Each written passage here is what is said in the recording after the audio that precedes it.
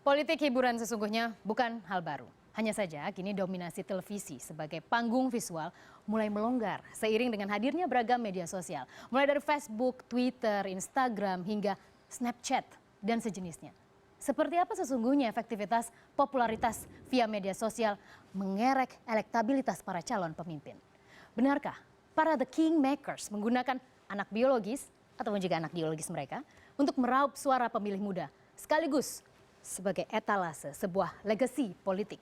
Saya akan membahas lebih dalam bersama beberapa narasumber saya pada malam hari ini. Di sebelah saya sudah ada Bapak Nukman Lutfi, praktisi media sosial. Halo Pak, selamat malam. Malam. Terima kasih sudah hadir. Kemudian ada Ibu teman saya sama perempuan. Ada Ibu Yeni Suarso, akademisi ilmu politik Universitas Indonesia. Selamat datang Ibu. Reni. Ibu Reni ya. Terima kasih Ibu sudah hadir. Baik, kemudian ada Pak Arswendo Atmawiloto yang tadi juga sudah memberikan monolognya pada kita semua. Tadi menarik kita lihat diawali dengan selfie ataupun juga kebetulan saya follow semua calon Pak. Jadi saya jadi tahu update apa yang terbaru. Jadi video itu diupdate oleh Sandiaga Uno. Jadi mereka ramai-ramai. Bukan karena Bu Reni perempuan, saya bertanya duluan. Bu Reni, tapi melihat fenomena ini menggunakan media sosial Instagram mungkin dalam hal ini. Beberapa juga ada Twitter dan lain sebagainya. Betul. Anda memandangnya apakah memang kita sudah benar-benar shifting, sudah benar-benar bergeser ini politik, atau ini hanya sebuah polesan saja untuk menutupi kondisi yang sebenarnya terjadi? Penggunaan instrumennya sudah berubah. Jadi kampanyenya juga sudah berubah. Sebetulnya start kalau di Indonesia itu sekitar tahun 2009 ketika Pilpres itu pertama kali diselenggarakan.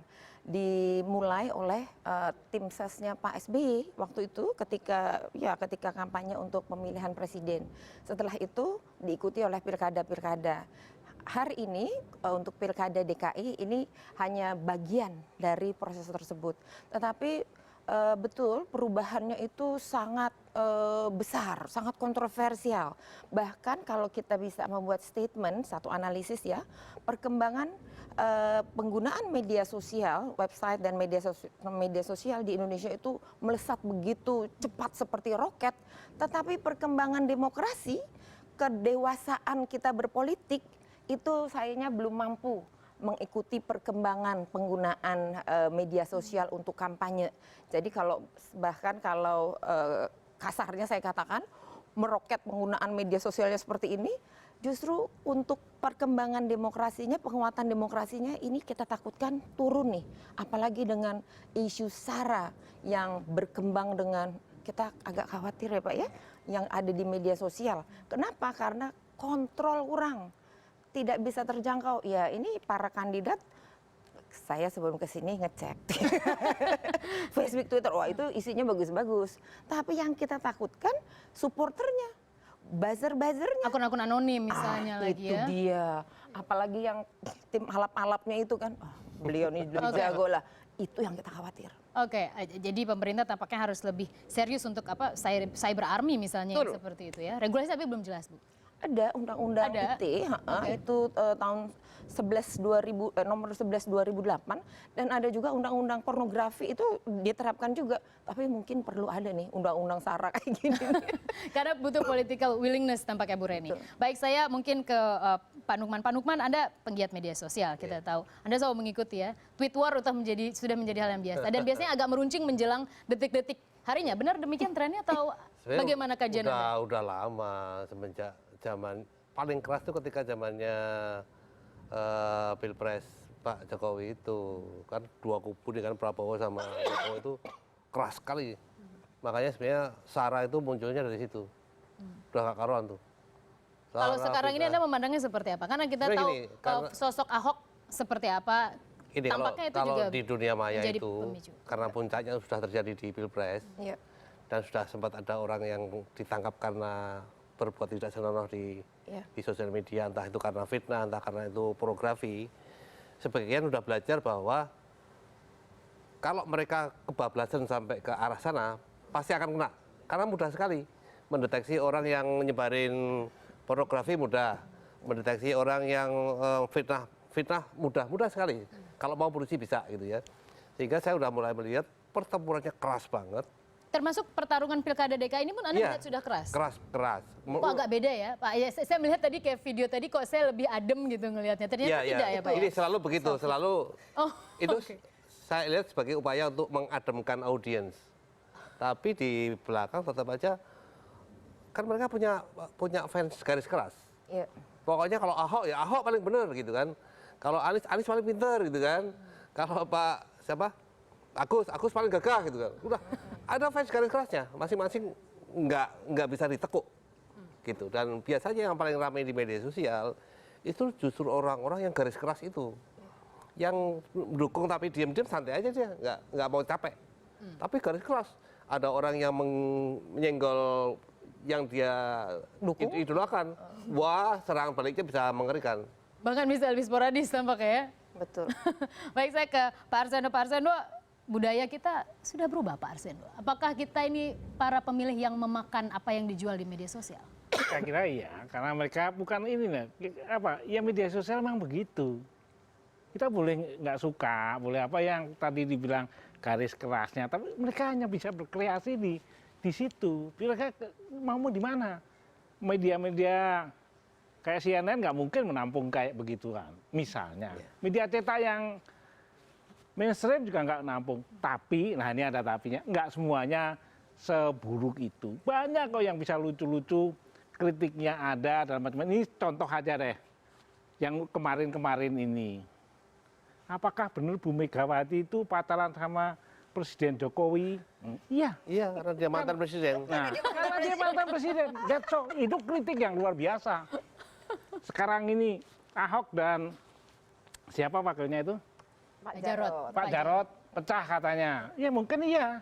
Jadi Hanura, Nasdem milih si Ahok, PDIP milihnya Jarod misalnya. Ini hanya terjadi di dunia kayak begini ini. Menurut Anda justru gosip-gosip di media sosial itu bisa saja berasal dari sumber-sumber yang memang sudah terjadi sebenarnya? Dan mereka bisa menerjemahkan dengan bahasa-bahasa, dengan idiom-idiom, dengan tata krama yang ada di dunia medsos. Oke. Ya, Penerjemahan itu, bisa Bu Reni, iya, seperti apa Anda memandangnya? bisa tidak. Ya. Penerjemahan itu apakah akan berpengaruh signifikan terhadap hasil akhir suara nantinya? Saya kira Kalau sangat. kita lihat, Pak Arsendo sudah sampai berpengaruh. kalau kita lihat dari demografi, ya demografi pemilih Jakarta seperti itu, kalau dari jenis kelamin dia 50-50 perempuan dan laki-laki. Tapi dari sudut usia sekitar 60%, hampir 70% itu usianya antara usia memilih 18 sampai sekitar 40 tahun. Yang disebut millennials mungkin mayoritas Iya, di situ. betul. Kemudian juga dari sudut pendidikan di atas SMP, SMA, universitas ke atas akademi begitu sekitar 80%. Tuh, 80%. Lalu pendidikannya juga betul, pendidikan itu SMP pendidikannya penghasilan. Jadi statusnya menengah atas dan mereka itu memang yang sangat biasa menggunakan gadget. Iya. Mulai dari gadget yang mahal iPhone sampai gadget yang made in China 300.000. Tetapi itu sebabnya Mbak, kita ini yang berprivilege karena punya pendidikan ini itu ya, seharusnya itu mulai memikirkan isunya dirubah. Jangan kita bertarung isunya misalnya SARA, tetapi digeser jadi isu program. Coba dong bicara mengenai gimana sih banjir, gimana sih macet, gimana sih polusi. Tapi sekarang ini sampai hari ini, kalau kita bahas, kita analisis, isi yang diangkat itu adalah menyerang karakter, menyerang individu, kemudian SARA kan. Jadi itu juga mencerminkan bagaimana kualitas demokrasi Indonesia yang tadi saya sampaikan. Menggunakannya sih iPhone keren, gadget keren gitu ya, tapi isinya isu yang diikuti justru isu-isu yang seperti itu. Okay. Nah, itu pelan-pelan harus Tapi didorong. saya kira rada berbeda. Saya agak berbeda juga. berbeda. Nah, ada yang berbeda. Saya berbeda juga. Oke, ke Pak Nukman terlebih dahulu mungkin. Karena saya menggeluti dunia itu ya, gini. Jakarta itu kota terpadat pengguna media sosial. Betul. Ya, bukan hanya di Indonesia tapi di dunia juga. Di dunia nomor 4 kalau nggak salah. Ya. Jadi segala wacana, baik itu untuk wacana nasional maupun Jakarta, itu tumpah di situ semua. Gitu. Itu yang kemudian dulu membuat seorang Jokowi dari Solo bisa menang di Jakarta. Nah, menariknya yang disebut tadi suara segala macam rame-rame itu, kalau dibongkar benar, itu cuma seuprit dari pengguna media sosial di Jakarta. Tapi karena suaranya keras, suaranya kenceng, dan dia seolah-olah nggak pernah tidur, itu yang tampak di permukaan. Dan besar akhirnya kemudian, seolah-olah besar. Kemudian kelihatan besar. Padahal itu omongan dari segelintir orang. Makanya kalau dianalisa itu, yang ngomongin salah segala macam itu cuma seuprit. Tapi kebanyakan dilihat oleh media. Nah media itu gini, media itu karena nggak belajar dia. Saya dong nggak belajar. Seringkali melihat gitu di permukaan. Ya, lihat apa yang terjadi trending topik di Twitter misalnya. Lihat terjadi apa yang lagi rame di Facebook. Padahal rame dan trending topik itu, kalau nggak kita telaah lebih jauh, itu kelihatannya yang ngomongin banyak orang. Padahal yang bisa jadi yang ngomongin sedikit orang, tapi cuapet. Menjadi viralnya. Ada sedikit orang. Jadi gini, tetap di. Jadi yang berbeda dengan Bu Reni adalah bahwa mainstreamnya media sosial itu adalah nggak sejelek itu, gitu. Jadi nggak bahwa ada sarah ya ini ya, tapi hasil berdemokrasinya tidak sejelek itu. Mainstreamnya masih tetap baik. Saya ke Pak Arswendo, tapi saya penasaran, saya tahan dahulu Pak Arswendo. Ya, giliran saya udah siap-siap ini. Saya beri waktu yang lebih panjang nanti saat lagi tapi kami. lupa itu kan. Saat lagi kami kembali masih di Prime News di Indonesia.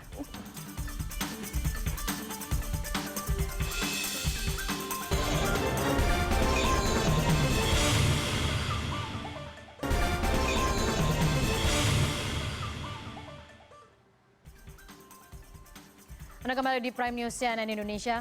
Pemilih pemula atau pemilih muda diperkirakan berpengaruh besar terhadap perolehan suara dalam pemilihan kepala daerah DKI Jakarta 2017.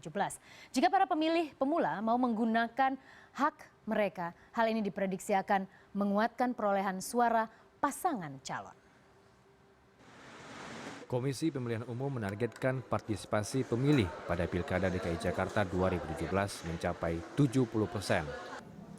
Target tersebut meningkat 5% dibandingkan Pilkada DKI 2012. Untuk meningkatkan partisipasi pemilih, KPU merancang pendidikan pemilih berkelanjutan dengan segmen pemilih pemula yang menyasar warga pra-pemilih dan pemilih pemula. Data penduduk potensial pemilih pemilu pada Pilkada serentak 2017 dari KPUD DKI Jakarta menunjukkan persentase jumlah pemilih pemula di DKI diperkirakan mencapai 30%. Hal ini senada dengan hasil riset pada pemilihan presiden pada 2014. Beragam komentar disuarakan oleh pemilih muda di Jakarta. Mereka mengaku sosialisasi dari KPU kurang untuk mengetahui sosok yang akan maju pada pilkada. Meski demikian, mereka berharap terjadi perubahan di ibu kota.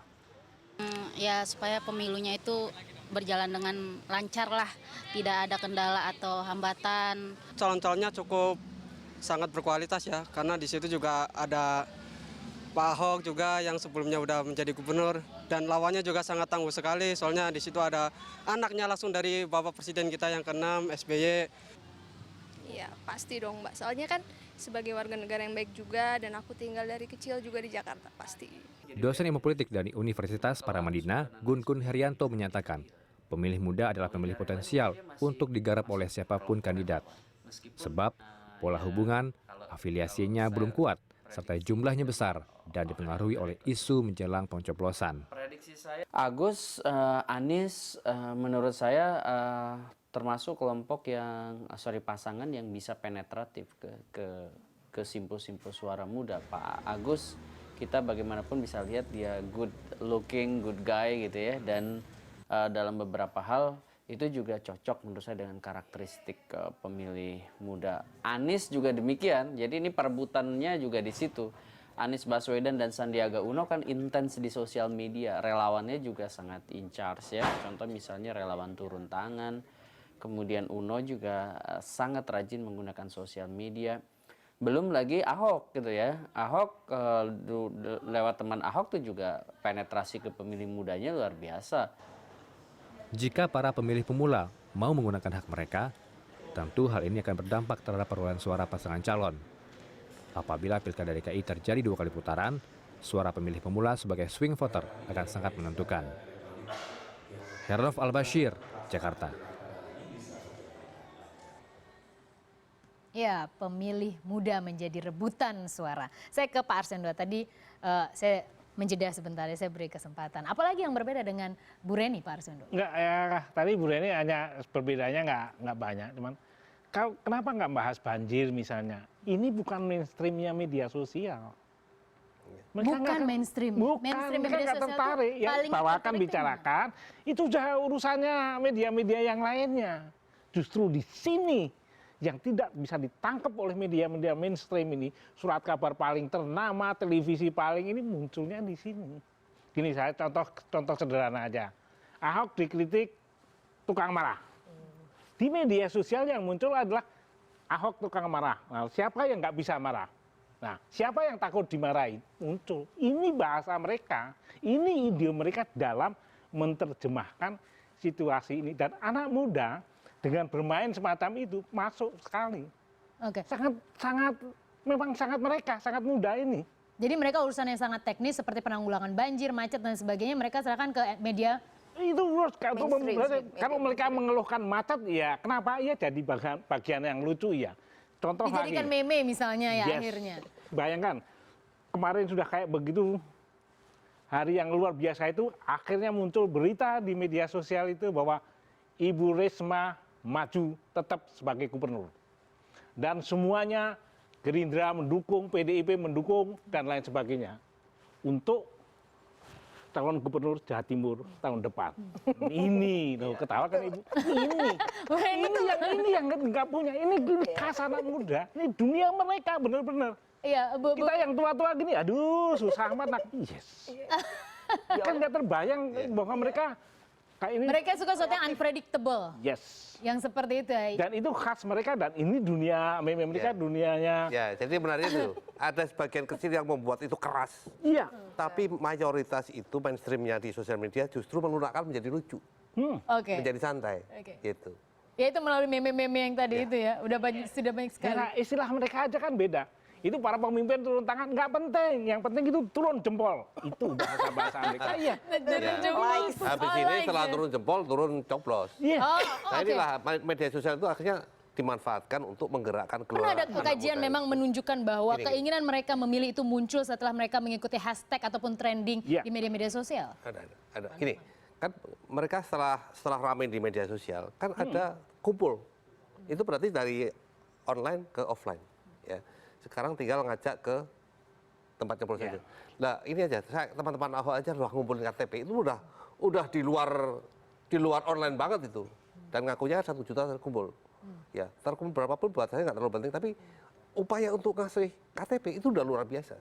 Udah luar biasa. Dan gini ya, ini yang seperti kenapa mereka ngumpul gitu? Ini teori komunikasi biasa. After the curtain down, mereka ngomongin seperti ibu-ibu nonton telenovela. Ya, tadi gimana sih? Komentar langsung gitu. Itunya selesai, tontonannya itu mereka ngomong ini sama. Begitu selesai ke teman, lu udah baca belum yang ini? Nah. Ya, Rapi.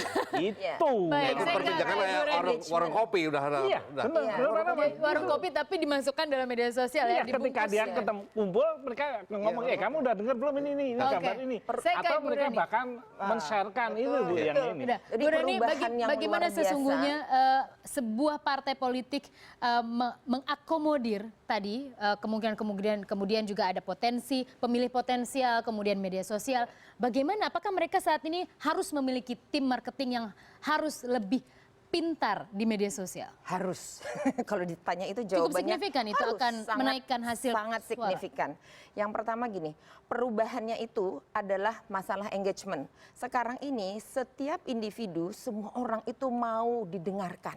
Ya, mau keterikatan itu ya. punya kesempatan untuk ikut berbicara dan mau direspons. Nah itu sulit dilakukan oleh media-media mainstream, tetapi dengan media sosial itu sangat memungkinkan. Dan real time. Dan real time, Iya, betul, dan iya. viral seperti itu kan langsung bisa jadi selebriti dalam waktu 1 jam.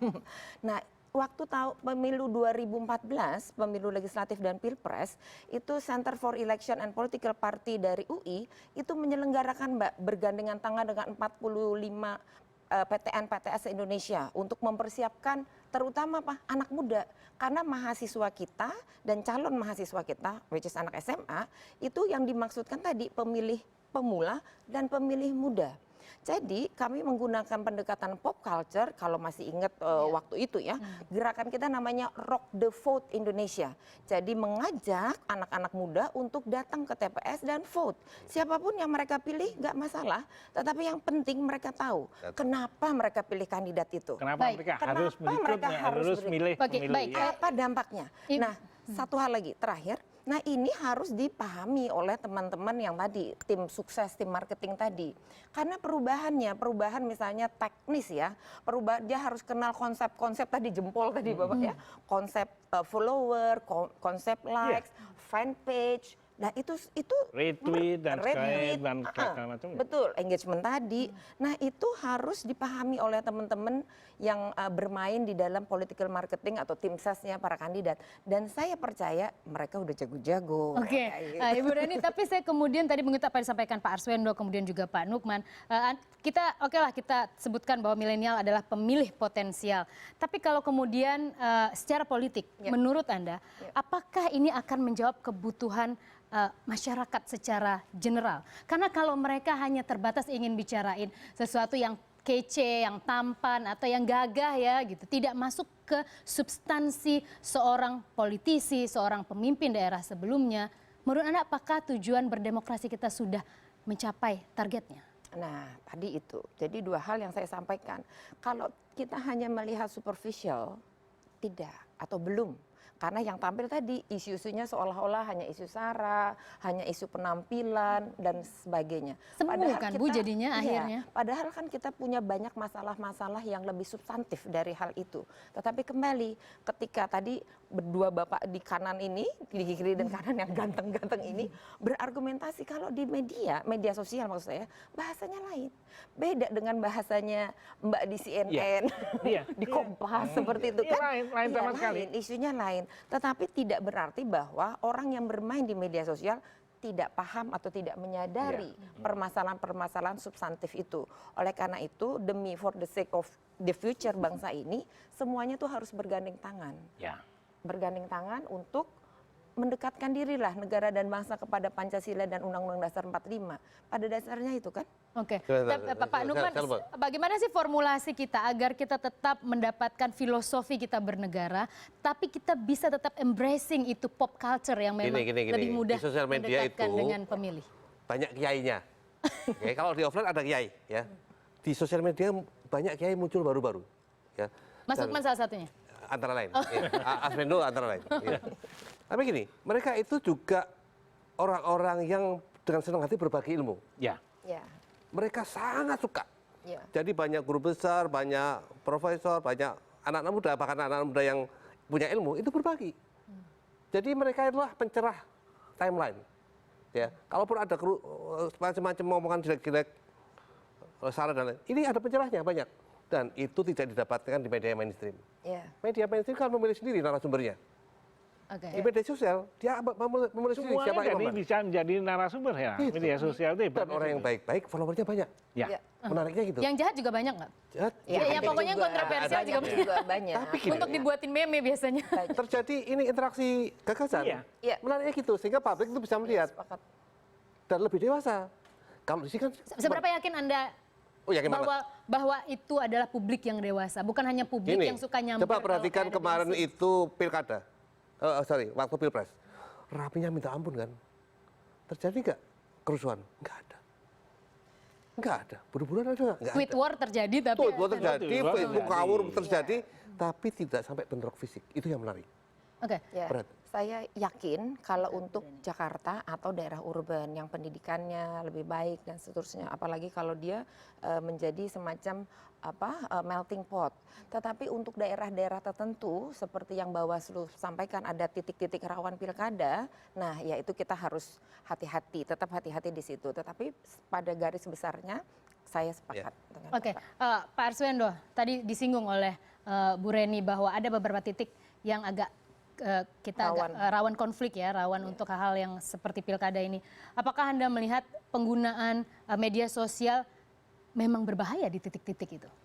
Mempengaruhi mungkin berbahaya, kita pasti harus ada. Bila kita orientasi misalnya isu sara misalnya. Isu sara hanya bisa muncul di media sosial. Tapi gini Hera, apa sih akibatnya? Orang yang melempar itu malah kena sendiri, nggak ada respon yang bagus. Saya hanya mau menekankan nilai kritis yang dimiliki media sosial yang itu tidak dimiliki media lainnya. mainstream, ya. Ya, setuju. CNN pun nggak berani. Kena lagi saya. Dan Itu bukan, itu realitas. Siapa sih Jadi yang itu berani? budaya masing-masing. Enggak, siapa sih yang berani memunculkan CT bos kamu itu sebagai salah satu kandidat yang diomongin di Gcast kalau bukan di media sosial? Ayo. Ini salah satu gini. Ketika pemilihan pilkada langsung adalah bagus. Nah, orang mengkritisinya, ya langsung dipilih anaknya sendiri.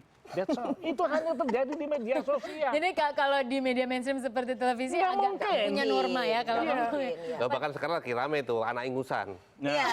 Lagi akan dituntut tampaknya itu sepertinya. Iya. Tapi bagaimana Bu Ibu memandang hal ini bahwa tadi Pak Arsono mengatakan kejujuran itu justru muncul di Keterbukaan mungkin. Keterbukaan. Jujur, saya nggak tahu lah. Oke, kejujurannya. keterbukaan Yes. ya. Jadi Keterbukaan lebih tepatnya aku di bilang media sosial. apa yang tabu di media mainstream itu bisa Bisa, bebas diomongin silakan. di media sosial. Anda menganggap itu seperti apa efektivitasnya, Bu? Buat saya itu peluang yang luar biasa untuk belajar berdemokrasi di Indonesia. Selama 32 tahun otoritarian Soeharto, kita nggak berani bicara. Atau memang media belum ada mungkin dulu ya? Teknologinya Ya, mungkin ada belum lah. seperti saat ini. Iya, nah betul. Teknologinya Sudah belum. diawali ketika Pak Harto mau turun itu ada apa kabar? Ya betul. Apa kabar? Betul. Iya. Pilih apa betul, kabar? betul. Dan itu kemudian snowball kan menjadi opportunity yang luar biasa untuk kita semua belajar berdemokrasi. Itu sesuatu yang luar biasa, opportunity yang baik. Bu Reni, bila kita melihat lagi misalnya negara dengan demokrasi terbesar seperti Amerika Serikat misalnya, Ya. Trump itu juga sangat entertaining. Ya. Kan? Padahal kita tahu betapa kontroversialnya dia, tapi justru perolehan suara Demokrat terakhir tuh jadi semakin tipis dengan Hillary. Itu yang saya sebut tadi. Apakah memang publik saat ini lebih memilih popularitas dibandingkan kualitas? Nanti kalau Amerika kita diskusinya lain lagi. Oh, beda lagi. Karena di Amerika itu nanti yang akan vote memberikan suara itu electoral college, bukan pemilihan Ya, langsung. seperti Indonesia Ya. itu. Boleh Gawat di aja. Indonesia ini, gawat di Indonesia ini. Karena Tapi kita bukankah langsung. misalnya beberapa presiden seperti Pak SBY dulu, oh presiden kita ganteng, gagah, itu kan mempengaruhi Bu. Sehingga kita seperti kamuflase gitu, kita pilih popularitas dibandingkan, ya pada saat itu mungkin kita wajib. Tapi sebetulnya bukan gini. Ini agak Apa salahnya ganteng sih? Gak salah Pak. Kalau paket Yang lengkap apa lagi? Penentu itu memang ibu-ibu usia 23 sampai 35 karena itu segmen iklannya di situ itu semua produk kita ini menuju kepada ibu-ibu umur itu. Nah, ketika ibu-ibu bilang saya ganteng selesai. Tapi nggak ada ibu-ibu bilang gitu kan. Kalau Ini sebetulnya lebih segmented biasa dalam dunia periklanan. kalau selalu dibilang begitu. sudah Tapi kan ganteng, ibu-ibu ya. sudah selesai. Saya akan ke Bu Reni, apakah Bu Reni selesai ketika melihat pria ganteng saja? Tok. Saya akan kembali sesaat lagi, tetaplah di Prime News CNN Indonesia. Ini cakupnya cakep.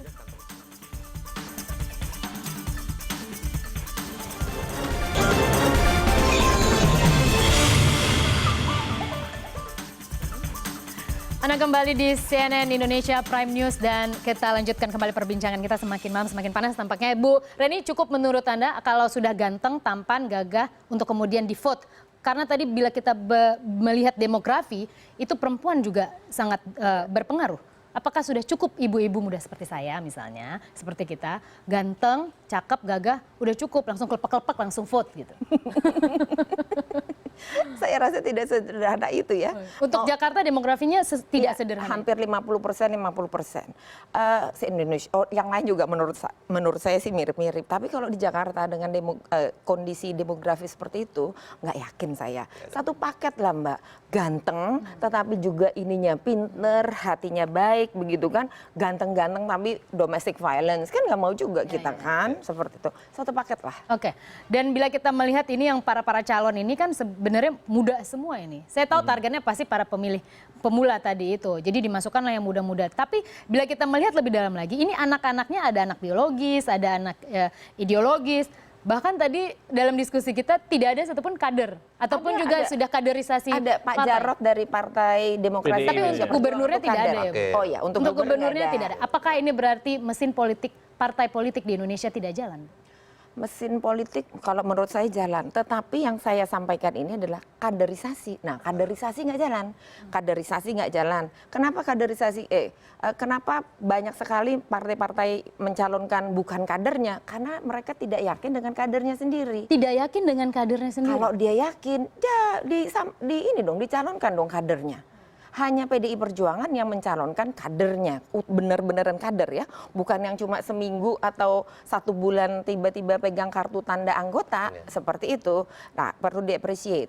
Nah, ini juga merupakan cambuk untuk teman-teman di partai politik untuk memperbaiki organisasi partai, untuk orang politik nggak suka memperbaiki diri. Nah, Bu Rani, benar nggak suka, Bu? Enggak. Saya ini dosen ilmu politik. Saya ini mendirikan yang namanya Center for Election and Political Party. Karena apa? Karena concern kami dari kampus bahwa politik di Indonesia dan partai politik di Indonesia ini harusnya lebih baik, tidak seperti Sekarang belum baik, Bu? Belum. Terbukti dari Banyak calon-calonnya sekali, tadi salah itu. satu contoh seperti itu. Oleh karena itu harus melakukan proses kaderisasi, edukasi politik, sosialisasi, sampai bicara apa keuangan partai. Seperti itu, banyak PR-PR partai. Tetapi kalau kita melihat pengalaman negara lain, Amerika juga tahun 1800-an seperti itu partai politiknya begini. Australia tetangga kita sampai tahun 1920, 1940 partai politiknya masih gini. Tetapi kan sekarang sudah berubah seperti itu kan. Tidak bisa mungkin 100% hebat seperti diharapkan. Tetapi ya, mengapa demikian? Karena partai politik itu adalah tiang atau mesin yang menjalankan sistem politik demokrasi. Tidak ada satupun Pak, Independen di perlu, negara. independen Iya perlu. dong. Harus tetap ada independen, LSM tetap, media. Jadi masih butuh partai politik. Iya dong. Semuanya punya posisi Partai politiknya nggak mau kalau ada independen dipotong-potong. Harus perdebatan. Bagaimana pendapat Ibu tentang partai politik yang biasanya menyingkirkan calon-calon independen? Jadi menganggap saingan gitu? Gini, saya teruskan dulu. Tidak ada satupun negara dunia ini yang tidak punya partai politik. Begitu. Di Uganda 1980 waktu Presiden Museveni itu menghapuskan semua partai politik. Tetapi 10 tahun kemudian kembali dia mendirikan partai politik. Pada saat itu mereka berharap birokrasi yang bisa berperan sebagai partai politik. Seperti itu kan. Nah itu menunjukkan bahwa partai politik itu perlu. Tetapi karena apa? Partai politik itu satu-satunya organisasi yang bisa sah mencalonkan kandidatnya di posisi-posisi politik yang melalui pemilu. Tetapi tidak berarti bahwa partai politik diperkuat lalu LSM nggak diperkuat, media nggak diperkuat. Salah. LSM perlu NGO perlu diperkuat, media perlu diperkuat. Kenapa? Kan mereka punya fungsi dan peran masing-masing. Jadi ada perdebatan, ada proses sehingga kita bisa menghasilkan yang terbaik. Kira-kira begitu. Ke Pak Numan sebagai penggiat media sosial, saya juga melihat beberapa tagar bahkan pernah menyuarakan bahwa mereka tidak percaya lagi dengan partai politik. Misalnya kita berkaca pada kasus korupsi-korupsi para kader-kader politik, kemudian juga oknum-oknum dari partai politik. Menurut Anda seberapa besar media sosial itu mempercayai sistem berdemokrasi melalui partai politik di negara? Nah itu celakanya kalau membaca suara di situ, itu kebanyakan memang nggak percaya sama partai politik. Tidak percaya sama partai politik? Mereka lebih percaya pada tokoh. Oh jadi profiling itu lebih kuat dibandingkan partai? Lebih ke orang, bukan ke partai.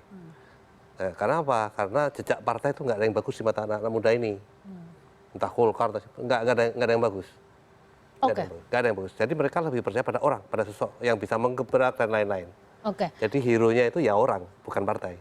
Jadi partai tidak... Nggak, makanya ketika partai nggak mau membawa seseorang, dia bawa sendiri. Calon independen itu contohnya misalnya. Pak Arswendo, budaya apa ini yang Anda baca? Sudah terbalik jadinya. Jadinya partai politik yang meminang tokoh tadi. Ya akhirnya kan begitu. Karena gini loh, kalau tadi kita ke media sosial segala macam, itu mereka munculnya ini karena kebutuhan kalau kita mau dramatisir ya, kebutuhan lagi yang tidak tertampung di media-media yang lain. Arah politik pun akan begitu, sehingga mereka mau tidak mau. Pak Numan sudah ngasih contoh yang termasuk misalnya Ibu Mega yang memilih Pak Ahok misalnya, yang meski sempat ramai juga, sepertinya Risma, sepertinya Ahok, sepertinya Risma sempat seperti itu. Sampai terakhir dia memilih Ahok. Menurut Anda, kira-kira Anda membaca pertimbangannya seperti Oh sangat, beliau jenius untuk hal-hal begini. Untuk partainya beliau nyatanya dulu ketika memberikan meskipun kesempatan Pak Jokowi. penolakan misalnya di... Hampir ring satunya penolakan, termasuk Boy Sadikin aja sampai mundur. Misalnya yang kita baca loh. Gitu. Dan ini Bu Mega sendiri, bayangkan, datang sendiri ikut nganter, ngasih jaket. Itu sikap seorang ibu. Lalu macam-macam sama anak gua, berhadapan sama gua. Nah, kasarnya bahasa medsosnya gitu. Dan itu sinyalnya jelas banget. Artinya apakah para the kingmakers ini mengikuti perkembangan media sosial? Ya, sangat. Ada timnya? Sangat. Dan begitu Arifnya Sampai akhirnya tidak punya pilihan, Ahok tetap akan. Kalau nggak ngikutin media sosial, nggak akan milih Ahok, nggak akan merestui Ahok misalnya. Oke, Ibu Reni, Mungkin apakah merestui Puan Maharani. Nggak, Niku. Tapi Ibu Reni, apakah ini akan menjadi sebuah kajian baru mungkin? Bahwa indikator media sosial akan masuk menjadi salah satu variabel dalam hitung-hitungan kemenangan politik? Iya, betul. Iya, sangat benar. Bu. Betul. Saya seringkali hitung-hitungan ya, namanya juga dosen, researcher kan saya. Jadi saya melakukan analisa. Nah, analisa politik saya itu saya selalu memasukkan variabel dari media sosial. Apa ini yang sedang dibahas? Apa ini top tweetnya? Top ya seperti itu kan. Nah, kemudian kita hitung itu. Betul. Itu Dan dianalisis. pengalaman dari Pilpres kemarin itu, percakapan di media sosial itu sangat relevan dengan pencapaian siapa yang menang. Jadi berbanding lurus itu Berbanding sama. lurus. Jadi begitu dia populer, banyak dibicarakan di media sosial, Dan biasanya akan menjadi tingkat kemenangannya mirip. Dekat bahkan Oke. itu ya. Oke, baik Pak Nukman, Bu Reni dan juga Pak Arswendo, kita harus mengakhiri. Saya ingin final statement dari Pak Nukman terlebih dahulu. Mungkin apa kata-kata, mungkin beberapa kata saja Anda menilai politik dan media sosial. Politikus sekarang dan juga partai, kalau tidak menggunakan media sosial, tidak melakukan engagement di situ, 5 tahun lagi gak akan relevan buat anak muda. Oke, Ibu Reni, tidak relevan untuk anak muda versi Pak Nukman. Bu Reni. Optimalkan penggunaan media sosial untuk belajar demokrasi di Indonesia. Jadi tetap digunakan media sosial. Yang nyentrik biasanya Pak Arswendo. Nggak nyentrik kali ini. Dinamika yang terjadi dalam media sosial ini adalah nantinya akan lebih real. Dalam pengertian apa? Tatarannya nanti akan ketemu sendiri. Ada keseimbangan baru di mana kita harus bisa menilai apa yang terjadi dalam media sosial. Tanpa itu, saya ngikutin Pak Nukman tadi, bukan hanya 5 tahun lagi, sekarang pun kamu akan ditinggalkan kalau kamu nggak ngerti dinamika media sosial. Gini, Hira, sebelum ini supaya kelihatannya media sosial, Mukidi itu tokoh apa sih? Nggak ada tokohnya. Tiba-tiba di media sosial dan semuanya bisa mengapresiasi dalam artian memakai sosok ini untuk berbicara. Ini nggak ada pertandingannya. Media Nggak mungkin terjadi di media mainstream. Iya, media beraninya cuma ngambil, bahwa ada Ketika sudah rame, yes, kemudian itu fenomena Mukidi itu. Baik, jadi media sosial adalah sesuatu yang mustahil ditinggalkan ketika seseorang mencalonkan diri menjadi pemimpin publik. Dan harus bisa menguasai situ, bermain dengan bahasa media sosial. Atau meng-hire juga tim. Yes, bisa meng-hire, bisa. Ya. Terima kasih Pak Arswendo, Ibu Reni, dan juga Pak Nukman sudah bergabung bersama kami di CNN Indonesia Prime Kita News. lanjutkan lagi babak kedua supaya ada serunya. Sama-sama. Nggak apa-apa. Kita lanjutkan Kali-kali lagi. sihat lagi. Panas-panasnya nih ya. Dan